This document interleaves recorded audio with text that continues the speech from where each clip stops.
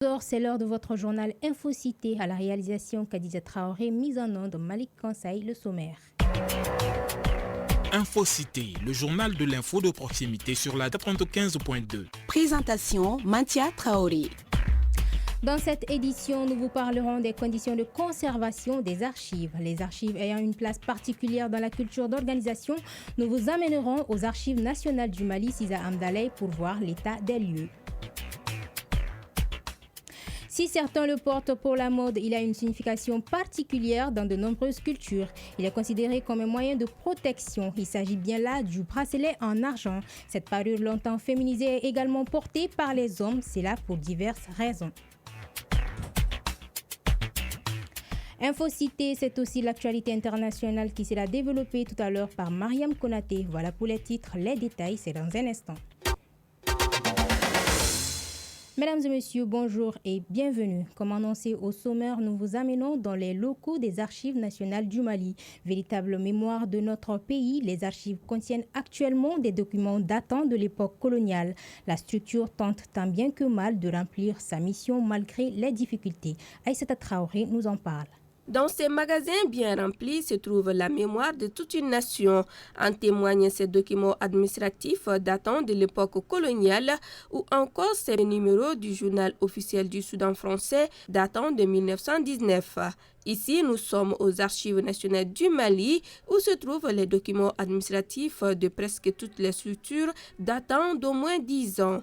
À leur arrivée, ils sont triés, répertoriés et mis dans les conditions pour être conservés.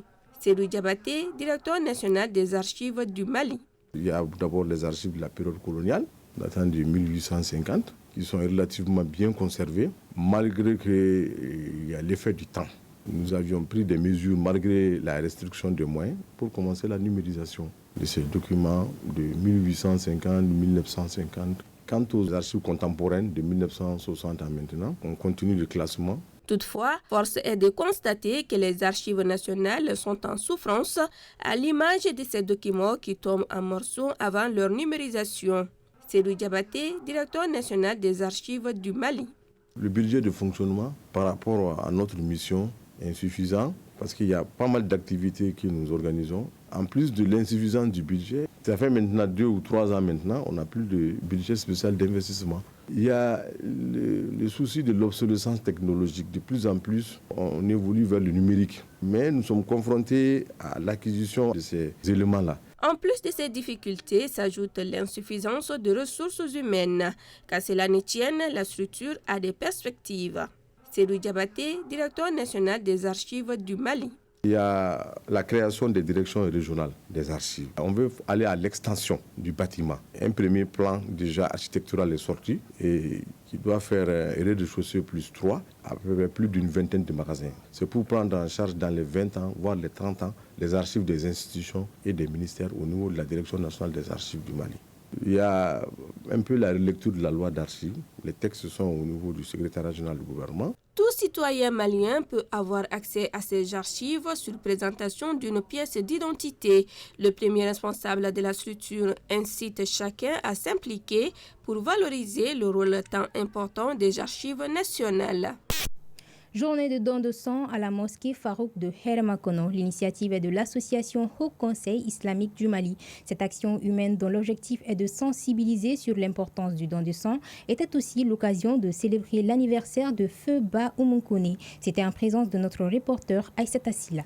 Un acte charitable qui permet de sauver des vies humaines et de contribuer à l'amélioration de la santé publique. De nombreuses personnes se sont portées volontaires à travers ce don de sang organisé par l'association IC Mali Islamique. Souleymane Keïta, membre du bureau international de IC Mali Islamique. C'est dans le cadre de l'anniversaire du ziara de notre maman, Ba Oumoukone. Toutes les personnes de bonne volonté sont satisfaites de cet événement-là parce que donner le sang, c'est sauver une vie. Toutes les associations doivent prendre ces actes d'initiative comme des actes à valoriser chaque fois, donner le sang dans les hôpitaux et volontairement ou collectivement, c'est quelque chose qui est bien. Et d'ailleurs, c'est la religion même qui recommande ça. Cette journée de don de sang permet d'encourager les citoyens à faire un geste qui peut sauver des vies. Boubacar Dagnon, donneur. Le don de sang, c'est un acte très important et très spécial, très significatif. Raison pour laquelle j'ai tenu à être présent à cette cérémonie. Pour l'association Ikmali islamique, cette journée permettra de maintenir un approvisionnement régulier en sang sécurisé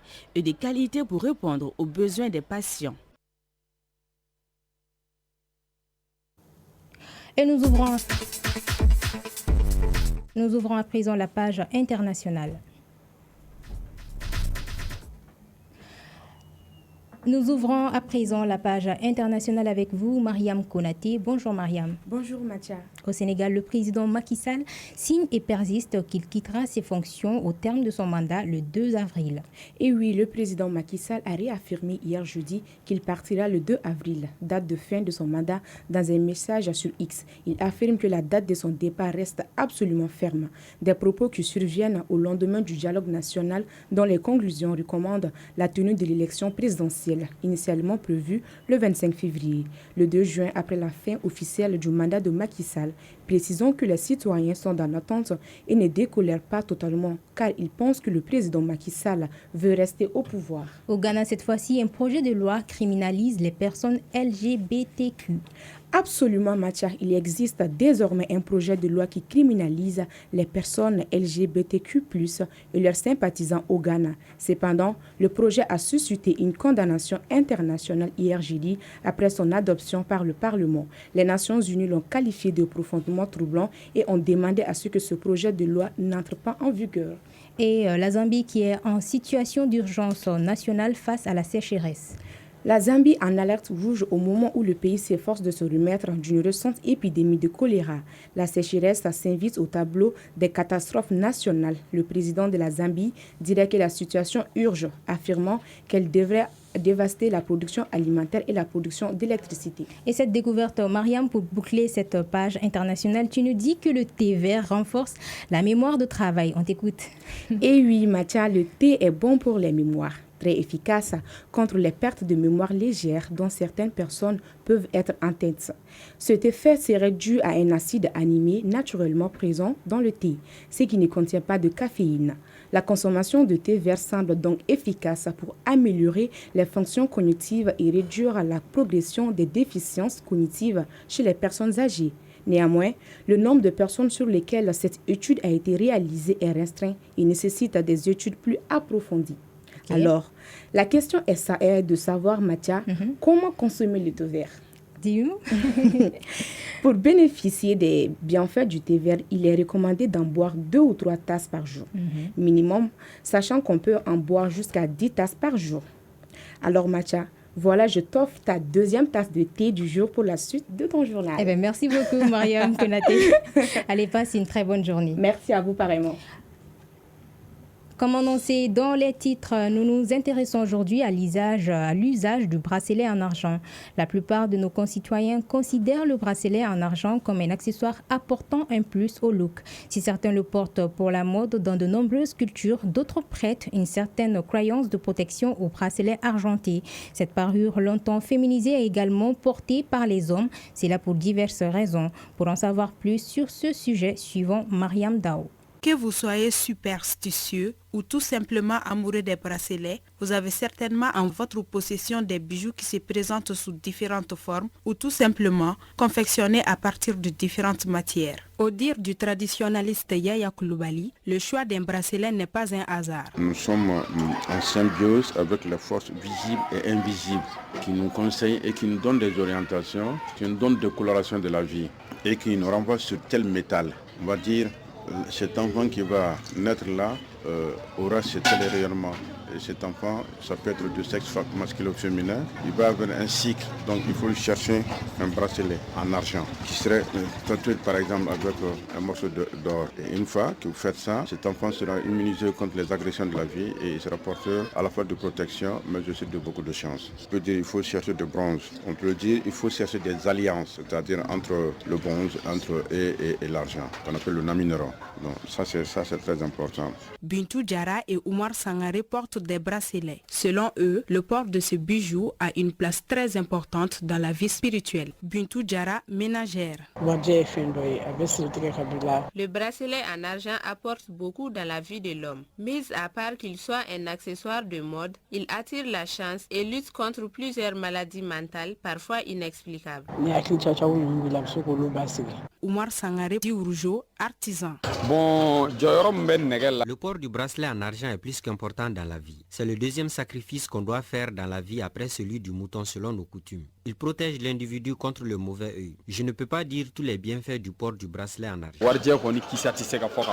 Loin de l'aspect spirituel, Aïcha porte le bracelet en argent en guise de bon souvenir. Aïcha Kansai, décoratrice. Je l'ai porté parce que j'ai reçu la somme de 35 000 pour mon mariage religieux selon nos coutumes. J'ai décidé de l'investir dans le bracelet en argent pour que ça soit un souvenir. Le port d'un bracelet porte-bonheur est une pratique qui remonte à travers les âges. Selon plusieurs personnes, les bracelets sont bien plus que des simples accessoires de mode. Ils sont chargés de symboles, de significations et de croyances.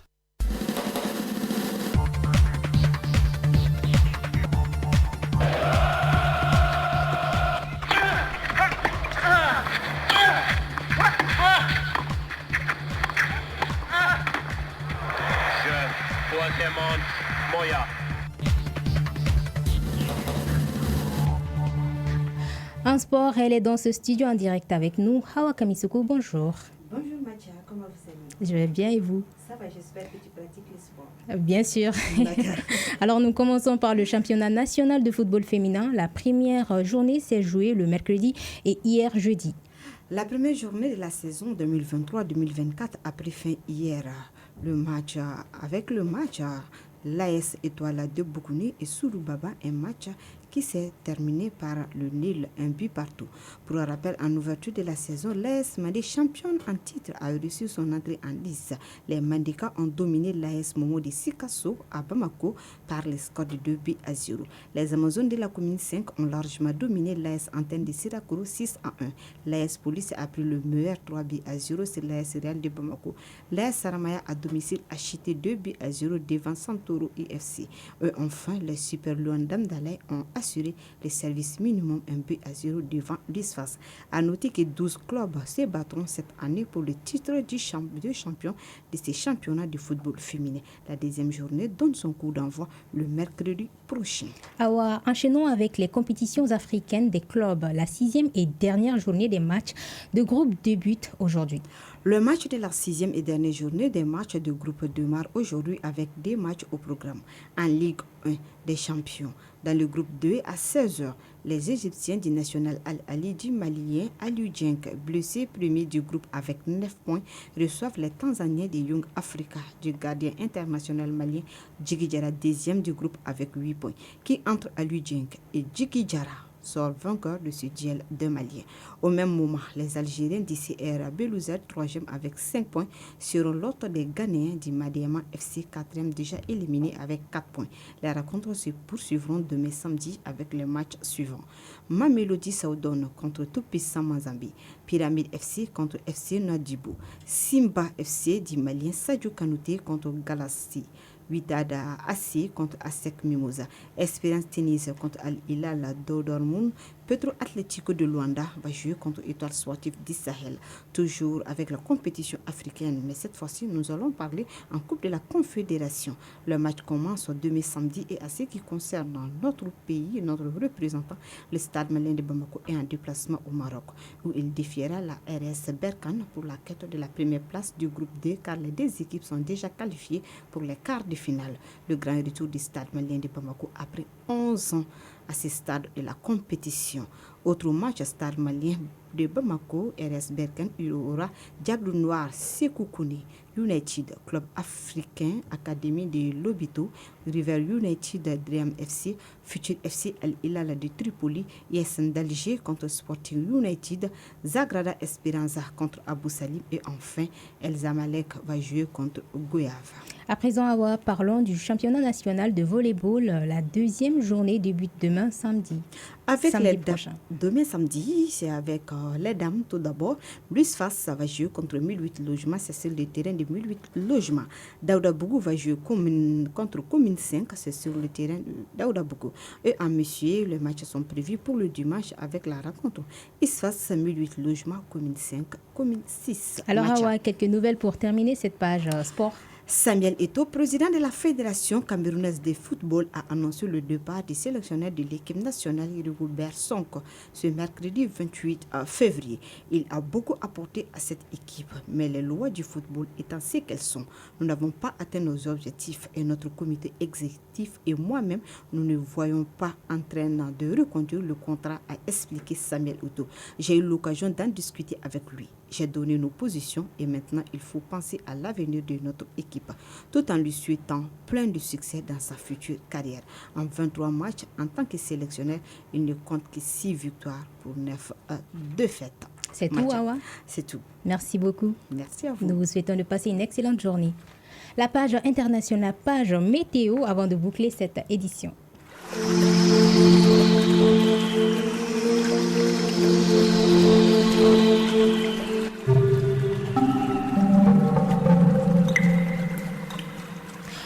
À 12h passées de 20 minutes, le thermomètre affiche sur Bamako environ 38 degrés Celsius.